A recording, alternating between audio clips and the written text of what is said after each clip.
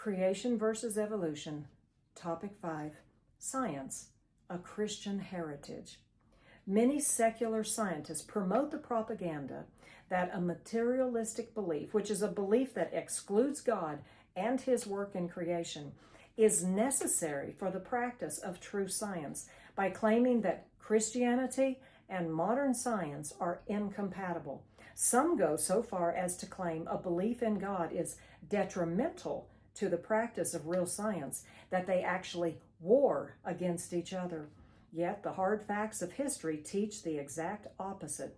So my questions are, is the rewriting of history really that dangerous? And does it really matter where modern science originated? And my answers would be yes, absolutely. Why? Because the rewriting of history is not only used as a crucial tool to sway students away from pride in their country, Christian nation built on Christian principles, but it's also used to sway them away from belief in the Creator. Historically, the roots of modern science were cultivated in Christian Europe, a regional setting that was entrenched in the Christian worldview, and among Christian scientists, many of whom were very interested in theology and outspoken defenders of their faith. In fact, at least 2/3 of the founding members of the Royal Society of England, and this was 1660, and it was England's premier scientific organization, whose purpose was to share and further scientific studies, were Puritans. Nearly 2/3 of the founding members of this organization were Puritans. Among these Puritans and the early European believers were the discoverers of the laws of gravity, motion, thermodynamics, chemistry, heredity, and biogenesis. Also, in an era where the eternal universe concept, which does not believe that the universe was created, but it just always existed, and they believe this as scientific fact, Christians, these believers, stood alone in their rejection of this theory, and their rejection of the theory was based solely upon their belief in the authority of God's Word and the biblical story of creation.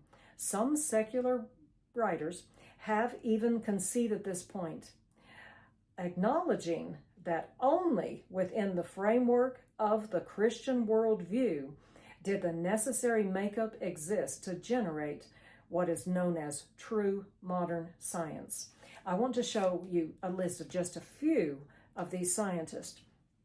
John Ambrose Fleming, the Fleming valve, very important in radio and TV and so forth, 1849. Max Planck, founder of the quantum theory, 1918. Louis Pasteur, rejecter of spontaneous generation.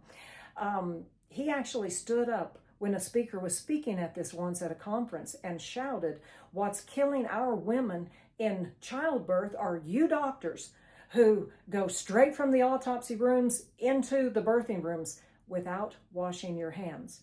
And they did this because they didn't believe they could spread diseases by touching from one person to another.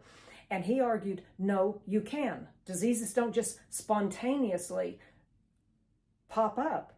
They actually are spread from person to person. And also pioneer medicine, vaccines. James Clerk Maxwell, renowned physicist, 1831. Henrietta Leavitt, period luminosity relation creator, 1866. Robert Boyle, the father of modern chemistry, 1627.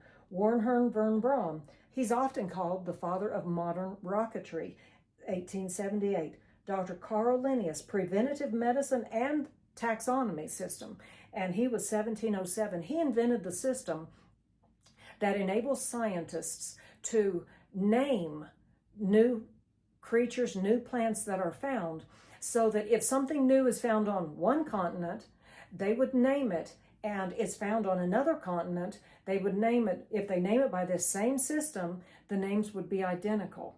They would both be naming the animal or the plant the same thing, which greatly helped in the studying and classification of animals and of plants. So, science, a Christian heritage? Absolutely, it is. Thank you for joining me.